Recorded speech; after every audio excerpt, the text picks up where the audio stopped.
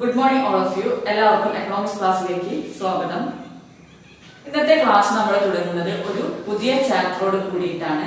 നമ്മുടെ second chapter Indian economy 1950 to 1990. Indian സമ്പദ് വ്യവസ്ഥ 1950 മുതൽ 1990 വരെ.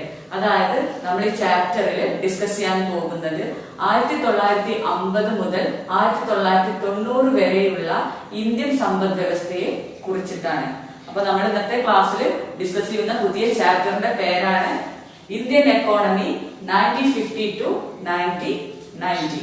ഈ ചാപ്റ്ററിൽ നമ്മൾ ആദ്യമായിട്ട് ഡിസ്കസ് ചെയ്യാൻ പോകുന്നത് ടൈപ്സ് ഓഫ് എക്കണോമിക് സിസ്റ്റംസിനെ കുറിച്ചാണ്. ടൈപ്സ് ഓഫ് എക്കണോമിക് സിസ്റ്റംസ്, അതായത് പലതരത്തിലുള്ള സമ്പദ് വ്യവസ്ഥ സംവിധാനങ്ങളെ കുറിച്ചാണ് നമ്മൾ ഈ ചാപ്റ്ററിൽ ആദ്യമായിട്ട് ഡിസ്കസ് ചെയ്യുന്നത്. Economic systems can be broadly classified into 3. They are capitalism, socialism, mixed economy. സമ്പദ് വ്യവസ്ഥാ സംവിധാനങ്ങളെ പ്രധാനമായിട്ടും മൂന്നായിട്ടാണ് തരംതിരിച്ചിട്ടുണ്ട്. അവയാണ് ക്യാപിറ്റലിസം അഥവാ മുതലാളിത്തം, സോഷ്യലിസം, മിക്സഡ് എക്കോണമി അഥവാ മിശ്ര സമ്പദ് വ്യവസ്ഥ. അപ്പൊ സമ്പദ് വ്യവസ്ഥ സംവിധാനങ്ങൾ എത്ര ഉണ്ട്? 3 ഉണ്ട്. അവയാണ് മുതലാളിത്തം, സോഷ്യലിസം, അതുപോലെ തന്നെ മിശ്ര സമ്പദ് വ്യവസ്ഥ. ഇതില് നമ്മൾ ആദ്യമായിട്ട് ക്യാപിറ്റലിസ്റ്റ് എക്കോണമി അഥവാ മുതലാളിത്ത സമ്പദ് വ്യവസ്ഥയെ കുറിച്ചാണ് ആദ്യമായിട്ട് ഡിസ്കസ് ചെയ്യാൻ പോകുന്നത്. അപ്പൊ നമ്മൾ ആദ്യമായിട്ട് ഡിസ്കസ് ചെയ്യുന്നത് ക്യാപിറ്റലിസ്റ്റ് എക്കോണമിയെ കുറിച്ചാണ്. Capitalist economy is also known as market economy. Capitalist economy is also known as market economy. മുതലാളിത്ത സമ്പദ് വ്യവസ്ഥ കമ്പോള സമ്പദ് വ്യവസ്ഥ എന്ന പേരിലും അറിയപ്പെടുന്നു. അപ്പൊ മുതലാളിത്ത സമ്പദ് വ്യവസ്ഥയുടെ വേറൊരു പേരാണ്, മറ്റൊരു പേരാണ് കമ്പോള സമ്പദ് വ്യവസ്ഥ. Under capitalist economy, all goods and services are owned and controlled by private individuals. മുതലാളിത്ത സമ്പദ് വ്യവസ്ഥയിൽ എല്ലാ സാധനങ്ങളുടെയും സേവനങ്ങളുടെയും ഉടമസ്ഥാവകാശം സ്വകാര്യ വ്യക്തികൾക്കായിരിക്കും. അതായത് മുതലാളിത്ത സമ്പദ് വ്യവസ്ഥയിൽ എല്ലാ സാധനങ്ങളുടെയും സേവനങ്ങളുടെയും ഒക്കെ ഉടമകള് മുതലാളിമാർ അല്ലെങ്കിൽ സ്വകാര്യ വ്യക്തികളായിരിക്കും എന്നാണ് പറയുന്നത്. The main objective of capitalist economy is profit. അതായത് ക്യാപിറ്റലിസ്റ്റ് എക്കോണമിയുടെ മുതലാളിത്ത സമ്പദ് വ്യവസ്ഥയുടെ ലക്ഷ്യം എന്ന് പറയുന്നത് ലാഭം നേടുക എന്നതാണ്. മുതലാളിത്ത സമ്പദ് വ്യവസ്ഥയുടെ ലക്ഷ്യം, ഏറ്റവും പ്രധാനപ്പെട്ട ലക്ഷ്യം എന്ന് പറയുന്നത് ലാഭം നേടുക എന്നതാണ്. Under capitalism central problems are solved by price mechanism. അതായത് ക്യാപിറ്റലിസ്റ്റ് എക്കോണമിയിൽ കേന്ദ്ര പ്രശ്നങ്ങൾ പരിഹരിക്കുന്നത് പ്രൈസ് മെക്കാനിസം അല്ലെങ്കിൽ വില സംവിധാനമാണ് എന്നാണ്. എന്താണ് കേന്ദ്ര പ്രശ്നങ്ങൾ എന്ന് പറയുന്നത്? ഒരു സമ്പദ് വ്യവസ്ഥയിലെ പ്രധാന പ്രശ്നങ്ങളായിട്ടുള്ള എന്തുൽപാദിപ്പിക്കണം, എങ്ങനെ ഉൽപാദിപ്പിക്കണം, ആർക്കു വേണ്ടി ഉൽപാദിപ്പിക്കണം എന്നിവയാണ് കേന്ദ്ര പ്രശ്നങ്ങൾ എന്ന് പറയുന്നത്. അതായത് മുതലാളിത്ത സമ്പദ് വ്യവസ്ഥയിൽ എന്തുൽപാദിപ്പിക്കണം, എങ്ങനെ ഉൽപാദിപ്പിക്കണം, ആർക്കു വേണ്ടി ഉൽപാദിപ്പിക്കണം തുടങ്ങിയ കേന്ദ്ര പ്രശ്നങ്ങൾ പരിഹരിക്കുന്നത് പ്രൈസ് മെക്കാനിസം അല്ലെങ്കിൽ വില സംവിധാനമാണ് എന്നാണ് പറയുന്നത്. ഇനി മുതലാളിത്ത സമ്പദ് വ്യവസ്ഥയ്ക്ക് ഒരു ഉദാഹരണമാണ് അമേരിക്ക. അതായത് മുതലാളിത്ത സമ്പദ് വ്യവസ്ഥ ക്യാപിറ്റലിസ്റ്റ് എക്കോണമിക്ക് ഒരു എക്സാമ്പിൾ ആണ് അമേരിക്ക. അപ്പോൾ നിങ്ങൾക്ക് മുതലാളിത്ത സമ്പദ് വ്യവസ്ഥയെ കുറിച്ചിട്ട് ഒരു ഐഡിയ കിട്ടിയിട്ടുണ്ടായിരിക്കും അല്ലെ? അപ്പൊ എന്താണ് മുതലാളിത്ത സമ്പദ് വ്യവസ്ഥ എന്ന് പറഞ്ഞിട്ടുണ്ടെങ്കിൽ എല്ലാ സാധനങ്ങളുടെയും സേവനങ്ങളുടെയും ഉടമസ്ഥാവകാശം സ്വകാര്യ വ്യക്തികൾക്കായിരിക്കും. മുതലാളിത്ത സമ്പദ് വ്യവസ്ഥയുടെ ലക്ഷ്യം ലാഭം നേടുക എന്നതാണ്. പിന്നെ മുതലാളിത്ത സമ്പദ് വ്യവസ്ഥയിൽ കേന്ദ്ര പ്രശ്നങ്ങൾ പരിഹരിക്കുന്നത് വില സംവിധാനമായിരിക്കും. വില സംവിധാനത്തിനെ കുറിച്ചിട്ട് നമ്മൾ ഡീറ്റെയിൽ ആയിട്ട് പിന്നീട് പഠിക്കുന്നുണ്ട്. അപ്പോൾ നമ്മൾ പഠിക്കാം. പിന്നെ അടുത്തതായിട്ട് മുതലാളിത്ത സമ്പദ് വ്യവസ്ഥയ്ക്ക് ഒരു ഉദാഹരണമാണ് അമേരിക്ക എന്ന് പറഞ്ഞു കഴിഞ്ഞു അല്ലെ? എല്ലാ മുതലാളിത്ത സമ്പദ് വ്യവസ്ഥയുടെ വേറൊരു പേര്, മറ്റൊരു പേരാണ് കമ്പോള സമ്പദ് വ്യവസ്ഥ. അടുത്തതായിട്ട് നമുക്ക് സോഷ്യലിസം, അതായത് സോഷ്യലിസ്റ്റ് എക്കോണമി എന്താണെന്നത് നോക്കാം. സോഷ്യലിസ്റ്റ് സമ്പദ് വ്യവസ്ഥ എന്താണെന്ന് നമുക്കൊന്ന് നോക്കാം. Socialist economy is also known as centrally planned economy. Socialist economy is also known as centrally planned economy. അതായത് സോഷ്യലിസ്റ്റ് സമ്പദ് വ്യവസ്ഥ കേന്ദ്രീകൃതമായി ആസൂത്രണം ചെയ്ത സമ്പദ് വ്യവസ്ഥ എന്ന പേരിലും അറിയപ്പെടുന്നു. സോഷ്യലിസ്റ്റ് സമ്പദ് വ്യവസ്ഥയുടെ മറ്റൊരു പേരാണ് കേന്ദ്രീകൃതമായി ആസൂത്രണം ചെയ്ത സമ്പദ് വ്യവസ്ഥയും. Under socialist economy, all goods and services are owned and controlled by government or planning authority. Under socialist economy, all goods and services are owned and controlled by government or planning authority. അതായത് socialist സമ്പദ് വ്യവസ്ഥയിൽ എല്ലാ സാധനങ്ങളുടെയും സേവനങ്ങളുടെയും ഉടമസ്ഥാവകാശം government അഥവാ planning അതോറിറ്റിക്കായിരിക്കും. അതായത് socialist സമ്പദ് വ്യവസ്ഥയിൽ എല്ലാ സാധനങ്ങളുടെയും സേവനങ്ങളുടെയും നിയന്ത്രണവും ഉടമസ്ഥതയും ഒക്കെ ഗവൺമെന്റിലായിരിക്കും എന്നാണ് പറയുന്നത്. The main objective of socialist economy is social welfare. Socialist എക്കോണമിയുടെ സോഷ്യലിസ്റ്റ് സമ്പദ് വ്യവസ്ഥയുടെ പ്രധാനപ്പെട്ട ലക്ഷ്യം എന്ന് പറയുന്നത് സാമൂഹ്യക്ഷേമമാണ്. സോഷ്യലിസ്റ്റ് എക്കോണമിയുടെ ഒബ്ജക്റ്റീവ് എന്ന് പറയുന്നുണ്ടെങ്കിൽ പൊതുജനക്ഷേമം അല്ലെങ്കിൽ സാമൂഹ്യക്ഷേമമാണ് എന്നാണ് പറയുന്നത്. ഇനി under socialist economy only the public sector exist. Socialist എക്കോണമിയിൽ അതായത് സോഷ്യലിസ്റ്റ് സമ്പദ് വ്യവസ്ഥയിൽ പൊതുമേഖല മാത്രമാണ് നിലനിൽക്കുന്നത്. അതായത് ഗവൺമെന്റിന്റെ ഉടമസ്ഥതയിലുള്ള സ്ഥാപനങ്ങളും സേവനങ്ങളും മാത്രമാണ് നിലനിൽക്കുന്നത്. Under socialist economy central problems solved by government or planning authority. Socialist എക്കോണമിയിൽ സെൻട്രൽ പ്രോബ്ലംസ് കേന്ദ്ര പ്രശ്നങ്ങൾ പരിഹരിക്കുന്നത് ഗവൺമെന്റ് അല്ലെങ്കിൽ പ്ലാനിംഗ് അതോറിറ്റി ആയിരിക്കും എന്നാണ് പറയുന്നത്. അപ്പൊ നമ്മുടെ സോഷ്യലിസ്റ്റ് എക്കോണമി സോഷ്യലിസ്റ്റ് സമ്പദ് വ്യവസ്ഥയെ കുറിച്ച് പഠിച്ചു കഴിഞ്ഞു. എന്തൊക്കെയാണ് നമ്മൾ പഠിച്ചു കഴിഞ്ഞത്? സോഷ്യലിസ്റ്റ് സമ്പദ് വ്യവസ്ഥയുടെ മറ്റൊരു പേരാണ് കേന്ദ്രീകൃതമായി ആസൂത്രണം ചെയ്ത സമ്പദ് വ്യവസ്ഥ. കേന്ദ്രീകൃതമായി ആസൂത്രണം ചെയ്ത സമ്പദ് വ്യവസ്ഥ എന്ന പേരിലും സോഷ്യലിസ്റ്റ് എക്കോണമി അറിയപ്പെടുന്നു. സോഷ്യലിസ്റ്റ് സമ്പദ് വ്യവസ്ഥയിൽ എല്ലാ ഉത്പാദന ഘടകങ്ങളുടെയും ഉടമസ്ഥാവകാശം ഗവൺമെന്റ് അല്ലെങ്കിൽ പ്ലാനിംഗ് അതോറിറ്റിക്കായിരിക്കും. സോഷ്യലിസ്റ്റ് സമ്പദ് വ്യവസ്ഥയിൽ കേന്ദ്ര പ്രശ്നങ്ങൾ കൈകാര്യം ചെയ്യുന്നത് അല്ലെങ്കിൽ പരിഹരിക്കുന്നത് ഗവൺമെന്റ് അഥവാ പ്ലാനിംഗ് അതോറിറ്റി ആയിരിക്കും. അപ്പൊ നമ്മൾ ഇത്രയാണ് സോഷ്യലിസ്റ്റ് എക്കോണമിയെ കുറിച്ച് പഠിച്ചത്. ഇനി നമ്മൾ അടുത്തതായിട്ട് പഠിക്കാൻ പോകുന്നത് മിക്സഡ് എക്കോണമി അഥവാ മിശ്ര സമ്പദ് വ്യവസ്ഥയെ കുറിച്ചാണ്. അപ്പൊ നമ്മൾ ഇനി പഠിക്കാൻ പോകുന്നത് മിശ്ര സമ്പദ് വ്യവസ്ഥയെ കുറിച്ചാണ്. Mixed economy is the mixture of capitalism and socialism. Mixed economy is the mixture of capitalism and socialism. മുതലാളിത്തത്തിന്റെയും സോഷ്യലിസത്തിന്റെയും സങ്കരമാണ് മിശ്ര സമ്പദ് വ്യവസ്ഥ. അതായത് മുതലാളിത്ത സമ്പദ് വ്യവസ്ഥയുടെയും സോഷ്യലിസ്റ്റ് സമ്പദ് വ്യവസ്ഥയുടെയും നല്ല സവിശേഷതകൾ അടങ്ങിയ സമ്പദ് വ്യവസ്ഥയാണ് മിശ്ര സമ്പദ് വ്യവസ്ഥ. Under mixed economy all goods and services are owned and controlled by both private and government sector. അതായത് മിശ്ര സമ്പദ് വ്യവസ്ഥയിൽ എല്ലാ ഉൽപാദന ഘടകങ്ങളുടെയും ഉടമസ്ഥാവകാശം ഗവൺമെന്റിനും സ്വകാര്യ വ്യക്തികൾക്കുമായിരിക്കും. മിശ്ര സമ്പദ് വ്യവസ്ഥയിൽ എല്ലാ സാധനങ്ങളുടെയും സേവനങ്ങളുടെയും ഉടമസ്ഥാവകാശം ഗവൺമെന്റിനും അതുപോലെ തന്നെ സ്വകാര്യ വ്യക്തികൾക്കും കൂടിയായിരിക്കും എന്നാണ് പറയുന്നത്. Under mixed economy central problems solved by price mechanism and planning authority. അതായത് മിശ്ര സമ്പദ് വ്യവസ്ഥയിൽ കേന്ദ്ര പ്രശ്നങ്ങളായിട്ടുള്ള എന്ത് ഉൽപ്പാദിപ്പിക്കണം, എങ്ങനെ ഉൽപ്പാദിപ്പിക്കണം, ആർക്കു വേണ്ടി ഉൽപ്പാദിപ്പിക്കണം തുടങ്ങിയവ പരിഹരിക്കുന്നത് പ്ലാനിംഗ് അതോറിറ്റിയും പ്രൈസ് മെക്കാനിസവും കൂടി ചേർന്നായിരിക്കും എന്നാണ് പറയുന്നത്. Under mixed economy public sector and private sector co exist. അതായത് മിക്സഡ് എക്കോണമി മിശ്ര സമ്പദ് വ്യവസ്ഥയിൽ പൊതുമേഖലയും സ്വകാര്യ മേഖലയും ഒരുമിച്ച് പ്രവർത്തിക്കുന്നു എന്നാണ് പറയുന്നത്. പൊതുമേഖലയും ഉണ്ട്, സ്വകാര്യ മേഖലയും ഉണ്ട്. അവ ഒരുമിച്ച് പ്രവർത്തിക്കുന്ന സമ്പദ് വ്യവസ്ഥയാണ് മിശ്ര സമ്പദ് വ്യവസ്ഥ. മിശ്ര സമ്പദ് വ്യവസ്ഥയ്ക്ക് ഒരു ഉദാഹരണമാണ് നമ്മുടെ ഇന്ത്യ. അപ്പോൾ നിങ്ങൾക്ക് മിശ്ര സമ്പദ് വ്യവസ്ഥയെ കുറിച്ചിട്ട് ഏകദേശം ഒരു ഐഡിയ കിട്ടിയിട്ടുണ്ട്. എന്താണ് മിശ്ര സമ്പദ് വ്യവസ്ഥ ഒന്നുകൂടി നോക്കാം. Mixed economy is the mixture of capitalism and socialism. മുതലാളിത്തത്തിന്റെയും സോഷ്യലിസത്തിന്റെയും ഒരു സങ്കരമാണ് മിശ്ര സമ്പദ് വ്യവസ്ഥ. അതായത് മുതലാളിത്ത സമ്പദ് വ്യവസ്ഥയുടെയും സോഷ്യലിസ്റ്റ് സമ്പദ് വ്യവസ്ഥയുടെയും നല്ല സവിശേഷതകൾ അടങ്ങിയ സമ്പദ് വ്യവസ്ഥയാണ് മിശ്ര സമ്പദ് വ്യവസ്ഥ. മിശ്ര സമ്പദ് വ്യവസ്ഥയിൽ സ്വകാര്യ മേഖലയും പൊതുമേഖലയും ഒരുമിച്ച് പ്രവർത്തിക്കുന്നു. മിശ്ര സമ്പദ് വ്യവസ്ഥയിൽ എന്ത് ഉൽപ്പാദിപ്പിക്കണം, എങ്ങനെ ഉൽപ്പാദിപ്പിക്കണം, ആർക്കു വേണ്ടി ഉൽപ്പാദിപ്പിക്കണം തുടങ്ങിയ കേന്ദ്ര പ്രശ്നങ്ങൾ പരിഹരിക്കുന്നത് വില സംവിധാനവും പ്ലാനിംഗ് അതോറിറ്റിയും കൂടി ചേർന്നാണ്. ഇനി മിശ്ര സമ്പദ് വ്യവസ്ഥയിൽ എല്ലാ സാധനങ്ങളുടെയും സേവനങ്ങളുടെയും ഉടമസ്ഥാവകാശം ഗവൺമെന്റിനും സ്വകാര്യ വ്യക്തികൾക്കുമായിരിക്കും. മിശ്ര സമ്പദ് വ്യവസ്ഥയ്ക്ക് ഒരു ഉദാഹരണമാണ് ഇന്ത്യ.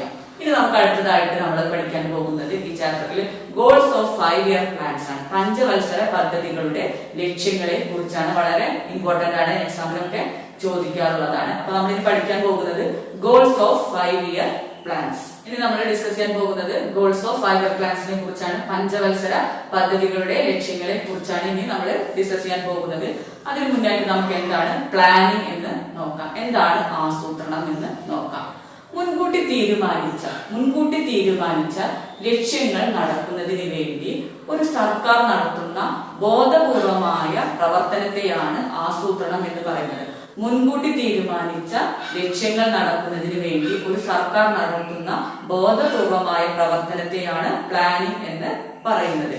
ഇനി ഇന്ത്യയിൽ ആദ്യമായിട്ട് പ്ലാനിംഗ് ആരംഭിച്ചത് 1951 ഇന്ത്യയിൽ ആദ്യമായിട്ട് പ്ലാനിംഗ് ആരംഭിച്ചത് 1951 സോവിയറ്റ് യൂണിയനിലെ പഞ്ചവത്സര പദ്ധതികളാണ് മാതൃകയായി സ്വീകരിച്ചത്. ഇന്ത്യയിൽ പ്ലാനിംഗ് ആരംഭിച്ചത് 1951 സോവിയറ്റ് യൂണിയനിലെ പഞ്ചവത്സര പദ്ധതികളാണ് മാതൃകയായി സ്വീകരിച്ചത്. ഇന്ത്യൻ പ്ലാനിംഗിന്റെ ശില്പി പ്രശാന്ത് ചന്ദ്ര മഹലാനോബിസ് ആണ്. അപ്പൊ എന്താണ് നമ്മൾ പ്ലാനിംഗ് എന്താന്ന് പഠിച്ചു കഴിഞ്ഞു. ഇന്ത്യയിൽ പ്ലാനിംഗ് ആരംഭിച്ചത് 1951 സോവിയറ്റ് യൂണിയനിലെ പഞ്ചവത്സര പദ്ധതികളാണ് മാതൃകയായിട്ട് സ്വീകരിച്ചത്. ഇന്ത്യയിലെ പ്ലാനിംഗിന്റെ ശില്പി പ്രശാന്ത് ചന്ദ്ര മഹലാനോബിസ് ആണ്. ഇന്ത്യയിലെ പ്ലാനിംഗിന്റെ ശില്പി ആരാണ്? പ്രശാന്ത് ചന്ദ്ര മഹലാനോബിസ് ആണ്. ഇന്ത്യയിൽ പഞ്ചവത്സര പദ്ധതി ആരംഭിച്ചത് 1951 ഇനി നമുക്ക് പഞ്ചവത്സര പദ്ധതികളുടെ ലക്ഷ്യങ്ങളെ കുറിച്ച് പഠിക്കാം. Goals of 5-year plans are economic growth, modernization, self-reliance, equity.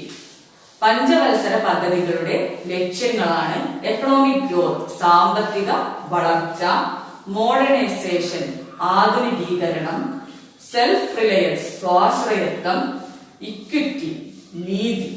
അപ്പോ പഞ്ചവത്സര പദ്ധതികളുടെ ലക്ഷ്യങ്ങളാണ് സാമ്പത്തിക വളർച്ച, ആധുനികീകരണം, സെൽഫ് റിലയൻസ് സ്വാശ്രയത്വം, ഇക്വിറ്റി നീതി. ഇതിനെ നമുക്ക് ആദ്യമായിട്ട് എക്കണോമിക് ഗ്രോത്ത് സാമ്പത്തിക വളർച്ചയെ കുറിച്ച് ചർച്ച ചെയ്യാം. What is economic growth? എന്താണ് സാമ്പത്തിക വളർച്ച? Economic growth is the rate of growth of GDP. GDPയിലുള്ള വളർച്ചയുടെ നിരക്കിനെയാണ് സാമ്പത്തിക വളർച്ച എന്ന് പറയുന്നത്. എന്താണ് GDP എന്ന് പറഞ്ഞാൽ? GDP is the total money value of all final goods and services produced in the domestic territory of a country during a year. GDP എന്ന് പറഞ്ഞ മൊത്തം ആഭ്യന്തര ഉൽപ്പന്നം, ഗ്രോസ് ഡൊമസ്റ്റിക് പ്രൊഡക്റ്റ് ആണ്. ഇനി അതിന്റെ നിർവചനം എന്താന്ന് നോക്കാം. ഒരു രാജ്യത്തെ ആഭ്യന്തര പ്രദേശത്ത് ഒരു വർഷത്തിൽ ഉൽപ്പാദിപ്പിക്കുന്ന എല്ലാ സാധനങ്ങളുടെയും സേവനങ്ങളുടെയും മൊത്തം പണമൂല്യത്തെയാണ് GDP എന്ന് പറയുന്നത്. ഒരു രാജ്യത്തിന്റെ ആഭ്യന്തര പ്രദേശത്ത് ഒരു വർഷത്തിൽ ഉൽപ്പാദിപ്പിക്കപ്പെടുന്ന എല്ലാ സാധനങ്ങളുടെയും സേവനങ്ങളുടെയും പണമൂല്യത്തെയാണ് GDP എന്ന് പറയുന്നത്. അതായത് ഒരു രാജ്യത്തിൽ ഉൽപ്പാദിപ്പിക്കുന്ന എല്ലാ സാധനങ്ങളിൽ നിന്നും സേവനങ്ങളിൽ നിന്നുമുള്ള പണവരുമാനത്തെയാണ് GDP എന്ന് പറയുന്നത്. അപ്പോൾ GDP എന്ന് പറഞ്ഞിട്ടുണ്ടെങ്കിൽ രാജ്യത്തിന്റെ മൊത്തം വരുമാനമായിട്ട് നമുക്ക് പറയാം. GDP എന്ന് പറഞ്ഞ ഒരു രാജ്യത്തിന്റെ മൊത്തം വരുമാനമായിട്ട് നമുക്ക് പറയാം. ആ വരുമാനത്തിൽ ഉണ്ടാകുന്ന വളർച്ചയുടെ നിരക്കിനെയാണ് സാമ്പത്തിക വളർച്ച എന്ന് പറയുന്നത്. ഒരു രാജ്യത്തിന്റെ വരുമാനത്തിൽ ഉണ്ടാകുന്ന വളർച്ചയുടെ നിരക്കിനെയാണ് സാമ്പത്തിക വളർച്ച എന്ന് പറയുന്നത്. വ്യവസായ മേഖല, കാർഷിക മേഖല, സേവന മേഖല എന്നിവയുടെ സംഭാവനകൾ അടങ്ങിയതാണ് GDP. അതായത് കാർഷിക മേഖലയിൽ നിന്നും വ്യവസായ മേഖലയിൽ നിന്നും സേവന മേഖലയിൽ നിന്നുമുള്ള വരുമാനങ്ങൾ ചേർന്നതാണ് GDP എന്ന് പറയുന്നത്. ഒരു സമ്പദ് വ്യവസ്ഥ വളരുമ്പോൾ കാർഷിക മേഖലയിൽ നിന്നുള്ള GDPയിലേക്കുള്ള വിഹിതം കുറയുകയും സേവന മേഖലയിൽ നിന്നുള്ള വിഹിതം വർദ്ധിക്കുകയും ചെയ്യുന്നു. അതായത് ഒരു സമ്പദ് വ്യവസ്ഥ വളരുമ്പോൾ കാർഷിക മേഖലയിൽ നിന്നുള്ള വരുമാനം, അതായത് GDPയിലേക്ക് കാർഷിക മേഖലയിൽ നിന്നുള്ള വരുമാനം കുറയുകയും സേവന മേഖലയിൽ നിന്നുള്ള വരുമാനം വർദ്ധിക്കുകയും ചെയ്യും എന്നാണ് പറയുന്നത്. ഇന്ത്യയെ പോലുള്ള വികസന രാജ്യങ്ങളിൽ, ഇന്ത്യയെ പോലെയുള്ള ഡെവലപ്പിംഗ് എക്കോണമീസിൽ, ഇന്ത്യയെ പോലുള്ള വികസന രാജ്യങ്ങളിൽ കാർഷിക മേഖലയിൽ നിന്നുള്ള വരുമാനം കുറയുകയും സേവന മേഖലയിൽ നിന്നുള്ള വരുമാനം വർദ്ധിക്കുകയുമാണ് ചെയ്യുന്നത് എന്നാണ് പറയുന്നത്. അപ്പൊ ഡെവലപ്ഡ് എക്കോണമീസ്, വികസിത രാജ്യങ്ങളിലൊക്കെ ഏറ്റവും കൂടുതൽ വരുമാനം ലഭിക്കുന്നത് സേവന മേഖലയിൽ നിന്നാണ്. ഒരു സമ്പദ് വ്യവസ്ഥ വളരുമ്പോൾ കാർഷിക മേഖലയിൽ നിന്നുള്ള വരുമാനം കുറയുകയും സേവന മേഖലയിൽ നിന്നുള്ള വരുമാനം വർദ്ധിക്കുകയും ചെയ്യുമെന്നാണ് പറയുന്നത്. അപ്പോൾ GDP എന്താണെന്നുള്ളത് പഠിച്ചു കഴിഞ്ഞു, സാമ്പത്തിക വളർച്ച എന്താണെന്ന് നമ്മൾ പഠിച്ചു കഴിഞ്ഞു. ഇനി നമ്മൾ അടുത്തതായിട്ട് ഡിസ്കസ് ചെയ്യാൻ പോകുന്നത് മോഡേണൈസേഷൻ അഥവാ ആധുനികീകരണത്തെ കുറിച്ചാണ്. പഞ്ചവത്സര പദ്ധതിയുടെ അടുത്ത ലക്ഷ്യമായിട്ടുള്ള ആധുനികീകരണത്തെ കുറിച്ചാണ്. What is modernisation? എന്താണ് മോഡേണൈസേഷൻ എന്ന് പറഞ്ഞിട്ടുണ്ടെങ്കിൽ, modernisation means adoption of modern technologies. Modernisation means adoption of modern technologies. പുതിയ സാങ്കേതിക വിദ്യകൾ സ്വീകരിക്കുക എന്നതാണ് ആധുനികീകരണം കൊണ്ട് അർത്ഥമാക്കുന്നത്. പുതിയ സാങ്കേതിക വിദ്യകൾ സ്വീകരിക്കുക എന്നതാണ് ആധുനികീകരണം കൊണ്ട് അർത്ഥമാക്കുന്നത്. Modernisation of farms, factories, services races productivity. അതായത് കൃഷിത്തോട്ടങ്ങളിലും അതുപോലെ തന്നെ ഫാക്ടറികളിലും സേവന രംഗത്തും മോഡേണൈസേഷൻ ആധുനികീകരണം നടപ്പാക്കുമ്പോൾ ഉൽപാദനക്ഷമത വർദ്ധിക്കുമെന്നാണ് പറയുന്നത്. കൃഷിയിലൊക്കെ പുതിയ യന്ത്രങ്ങൾ ഉപയോഗിക്കുന്നതിന്റെ ഫലമായിട്ട്, അതുപോലെ തന്നെ സേവന രംഗത്തൊക്കെ കമ്പ്യൂട്ടറുകളുടെയൊക്കെ ഉപയോഗം ഉൽപാദനക്ഷമത വളരെയധികം വർദ്ധിപ്പിച്ചിട്ടുണ്ട്. അതായത് സേവന രംഗത്തും കാർഷിക മേഖലയിലും അതുപോലെ തന്നെ ഫാക്ടറികളിലും ഒക്കെ മോഡേണൈസേഷൻ അതായത് ആധുനികീകരണം നടപ്പാക്കുമ്പോൾ ഉൽപാദനക്ഷമത വർദ്ധിക്കുമെന്നാണ് പറയുന്നത്. അപ്പൊ നിങ്ങൾക്ക് മോഡേണൈസേഷനെ കുറിച്ചിട്ട് മനസ്സിലായി. എന്താണ് മോഡേണൈസേഷൻ എന്ന് പറഞ്ഞിട്ടുണ്ടെങ്കിൽ പുതിയ സാങ്കേതിക വിദ്യകൾ സ്വീകരിക്കുക എന്നതാണ് മോഡേണൈസേഷൻ അല്ലെങ്കിൽ ആധുനികീകരണം കൊണ്ട് അർത്ഥമാക്കുന്നത്. മോഡേണൈസേഷന്റെ ഫലമായിട്ട് രാജ്യത്തിന്റെ ഉൽപാദനക്ഷമത വർദ്ധിക്കും. ഇനി നമ്മൾ അടുത്തതായിട്ട് ഡിസ്കസ് ചെയ്യാൻ പോകുന്നത് സെൽഫ് റിലയൻസ് അഥവാ സ്വാശ്രയത്വത്തെ കുറിച്ചാണ്. ഇനി അടുത്ത പഞ്ചവത്സര പദ്ധതിയുടെ ലക്ഷ്യമായിട്ടുള്ള സെൽഫ് റിലയൻസ് അഥവാ സ്വാശ്രയത്വത്തെ കുറിച്ചാണ് നമ്മൾ ഇനി ഡിസ്കസ് ചെയ്യാൻ പോകുന്നത്. What is self Reliance? എന്താണ് സ്വാശ്രയത്വം എന്ന് പറഞ്ഞാൽ? Self reliance means relying on oneself. Self reliance means relying on oneself. That is reducing dependence on others. Reducing dependence on others. അതായത് സ്വാശ്രയത്വം എന്ന് പറഞ്ഞാൽ അന്യരെ ആശ്രയിക്കുന്നത് പരമാവധി കുറയ്ക്കുക എന്നതാണ്. അന്യരെ ആശ്രയിക്കുന്നത് പരമാവധി കുറയ്ക്കുക എന്നതാണ് സ്വാശ്രയത്വം കൊണ്ട് അർത്ഥമാക്കുന്നത്. For a country, self reliance means relying on own resources for development. For a country, self-reliance means relying on own resources for development. ഒരു രാജ്യത്തെ സംബന്ധിച്ചാകുമ്പോൾ സ്വാശ്രയത്വം എന്ന് പറഞ്ഞാൽ സ്വന്തം വിഭവങ്ങൾ ഉപയോഗിച്ച് വികസനം നടത്തുക എന്നതാണ്. ഒരു രാജ്യത്തെ സംബന്ധിച്ച് സ്വാശ്രയത്വം എന്ന് പറഞ്ഞാൽ ആ രാജ്യത്തിനകത്തെ വിഭവങ്ങൾ മാത്രം ഉപയോഗിച്ച് വികസനം നടത്തുക എന്നതാണ് സ്വാശ്രയത്വം എന്നതുകൊണ്ട് അർത്ഥമാക്കുന്നത്. അപ്പൊ രാജ്യത്തെ സംബന്ധിച്ചിട്ട് സ്വാശ്രയത്വം എന്ന് പറഞ്ഞാൽ ആ രാജ്യത്തിനകത്തെ വിഭവങ്ങൾ മാത്രം ഉപയോഗിച്ച് വികസനം നടത്തുക എന്നതാണ്. ആദ്യത്തെ 7 പഞ്ചവത്സര പദ്ധതിയുടെ കാലത്ത് ഇന്ത്യ വിദേശ മൂലധനം, വിദേശീയ സാങ്കേതിക വിദ്യകൾ തുടങ്ങിയ വിദേശ വിഭവങ്ങളെ ഒന്നും തന്നെ ആശ്രയിക്കുകയുണ്ടായിരുന്നില്ല. ആദ്യത്തെ 7 പഞ്ചവത്സര പദ്ധതികളുടെ കാലത്ത് ഇന്ത്യ വിദേശ മൂലധനം, വിദേശീയ സാങ്കേതിക വിദ്യകൾ തുടങ്ങിയ വിദേശ വിഭവങ്ങളെ ഒന്നും തന്നെ ആശ്രയിച്ച് ഉണ്ടായിരുന്നില്ല. സ്വന്തം വിഭവങ്ങൾ ഉപയോഗിച്ച് മാത്രമാണ് ഇന്ത്യ വികസനം നടത്തിയിരുന്നത്. India followed A policy of import substitution, that is substituting imports with domestic production. ഇറക്കുമതി ചെയ്യുന്ന വസ്തുക്കൾക്ക് ബദൽ വസ്തുക്കൾ ഉപയോഗിക്കുന്ന ഒരു നയം ഇന്ത്യ സ്വീകരിച്ചു. ഈ സ്വാശ്രയത്വ നയം ഇന്ത്യയിൽ നല്ല ഫലമുണ്ടാക്കി. സ്വാതന്ത്ര്യാനന്തരം ഇന്ത്യ ഭക്ഷ്യ സ്വയം പര്യാപ്തത നേടി. ആദ്യത്തെ 7 പഞ്ചവത്സര പദ്ധതിയുടെ കാലത്ത് ഇന്ത്യ വിദേശത്ത് നിന്നൊന്നും തന്നെ ഇറക്കുമതി ചെയ്തിരുന്നില്ല. ഇറക്കുമതി ചെയ്യുന്ന വസ്തുക്കൾക്ക് പകരം ഇന്ത്യയിലുള്ള വസ്തുക്കൾ തന്നെയാണ് ഇന്ത്യ ഉപയോഗിച്ചിരുന്നത്. ഈ സ്വാശ്രയത്വ നയം ഇന്ത്യയിൽ നല്ല ഫലമുണ്ടാക്കി എന്നാണ് പറയുന്നത്. സ്വാതന്ത്ര്യാനന്തരം ഇന്ത്യ ഭക്ഷ്യകാര്യത്തിൽ സ്വയം പര്യാപ്തത നേടിയെന്നാണ് പറയുന്നത്. ഇനി നമ്മൾ അടുത്തതായിട്ട് ഡിസ്കസ് ചെയ്യാൻ പോകുന്നത് ഇക്വിറ്റിയെ കുറിച്ചാണ്. പഞ്ചവത്സര പദ്ധതിയുടെ അടുത്ത ലക്ഷ്യമായിട്ടുള്ള ഇക്വിറ്റി അഥവാ നീതിയെ കുറിച്ചാണ്. സമത്വം എന്ന് നമുക്ക് പറയാം. Equity is an important goal of India's planning. Equity is an important goal of India's planning. Growth, modernisation, self Reliance R important.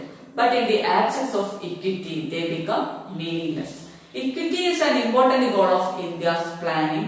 Growth, modernization, self-reliance are important. But in the absence of equity, they become meaningless. ഇന്ത്യയുടെ പഞ്ചവത്സര പദ്ധതി ലക്ഷ്യങ്ങളിൽ ഏറ്റവും പ്രധാനപ്പെട്ട ഒരു ലക്ഷ്യമാണ് നീതി അഥവാ സമത്വം. ഇന്ത്യയുടെ പഞ്ചവത്സര പദ്ധതി ലക്ഷ്യങ്ങളിൽ ഏറ്റവും പ്രധാനപ്പെട്ട ലക്ഷ്യമാണ് നീതി അഥവാ സമത്വം എന്ന് പറയുന്നത്. അസമത്വം ഇല്ലാതാക്കുന്നതാണ് നീതി കൊണ്ട് അർത്ഥമാക്കുന്നത്. അസമത്വം ഇല്ലായ്മ ചെയ്യുകയാണ് നീതി കൊണ്ട് അർത്ഥമാക്കുന്നത്. നീതിയുടെ അഭാവത്തിൽ സാമ്പത്തിക വളർച്ച, സ്വാശ്രയത്വം, ആധുനികീകരണം എന്നിവയെല്ലാം അർത്ഥമല്ലാതായി തീരുമെന്നാണ് പറയുന്നത്. അതായത് ഒരു രാജ്യത്തിലെ സമ്പദ് വ്യവസ്ഥ വളരെ നല്ല സാമ്പത്തിക വളർച്ച നേടിയെന്ന് വരാം, സ്വാശ്രയത്വം കൈവരിച്ചെന്ന് വരാം, ആധുനികവൽക്കരണം നടപ്പാക്കിയെന്ന് വരാം. ഇതൊക്കെയായാലും ആ രാജ്യത്തിലെ ജനങ്ങളിൽ ഭൂരിഭാഗവും ദരിദ്രരാണെങ്കിൽ, അതിനെ അനീതി എന്നാണ് പറയുന്നത്. അതായത് ഒരു രാജ്യത്തിന്റെ വളർച്ചയുടെ നേട്ടങ്ങൾ ദരിദ്ര വിഭാഗങ്ങൾക്കും ലഭ്യമാകണം. അതായത് ഒരു രാജ്യത്തിന്റെ വികസനം എന്ന് പറഞ്ഞിട്ടുണ്ടെങ്കിൽ, അല്ലെങ്കിൽ ഒരു രാജ്യത്തിന്റെ പുരോഗതി എന്ന് പറഞ്ഞിട്ടുണ്ടെങ്കിൽ അത് ദരിദ്ര വിഭാഗങ്ങൾക്ക് കൂടി ലഭ്യമാകണം എന്നാണ് പറയുന്നത്.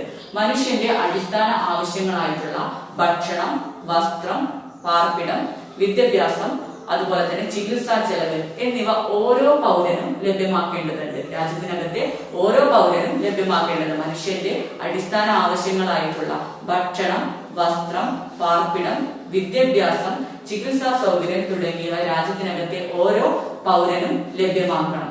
ഈ നീതി നേടുക എന്നതാണ്, ഇത്തരത്തിലുള്ള നീതി നടപ്പാക്കുക എന്നതാണ് ഇന്ത്യൻ ആസൂത്രണത്തിന്റെ പ്രധാനപ്പെട്ട ലക്ഷ്യം. അതായത് രാജ്യത്തിനകത്തെ ജനങ്ങളിൽ സമത്വം ഉണ്ടാക്കലാണ് നമ്മുടെ ഇന്ത്യൻ പ്ലാനിങ്ങിന്റെ പ്രധാനപ്പെട്ട ലക്ഷ്യം എന്നാണ് പറയുന്നത്. അപ്പോൾ നമ്മൾ ഇന്നത്തെ ക്ലാസ്സിൽ നമ്മുടെ പുതിയ ചാപ്റ്റർ ആണ് തുടങ്ങിയിട്ടുള്ളത്. നമ്മുടെ സെക്കൻഡ് ചാപ്റ്റർ ഇന്ത്യൻ സമ്പദ് വ്യവസ്ഥ 1950 to 1990. അതിൽ നമ്മൾ ആദ്യമായിട്ട് ഡിസ്കസ് ചെയ്ത് ടൈപ്സ് ഓഫ് എക്കണോമിക് സിസ്റ്റംസ്, അതായത് പലതരത്തിലുള്ള സമ്പദ് വ്യവസ്ഥാ സംവിധാനങ്ങളെ കുറിച്ച് പഠിച്ചു. ക്യാപിറ്റലിസം, സോഷ്യലിസം, മിക്സഡ് എക്കോണമി, ഇവയൊക്കെ കുറിച്ച് നമ്മൾ പഠിച്ചു കഴിഞ്ഞു. അതിനുശേഷം ഗോൾസ് ഓഫ് 5 ഇയർ പ്ലാൻസിനെ കുറിച്ചിട്ടാണ് പഠിച്ചിട്ടുള്ളത്. 4 ലക്ഷ്യങ്ങളെ കുറിച്ച് നമ്മൾ ചർച്ച ചെയ്തു. ഇന്നത്തെ ക്ലാസ് നിങ്ങൾക്ക് മനസ്സിലായി എന്ന് കരുതുന്നു. നന്ദി.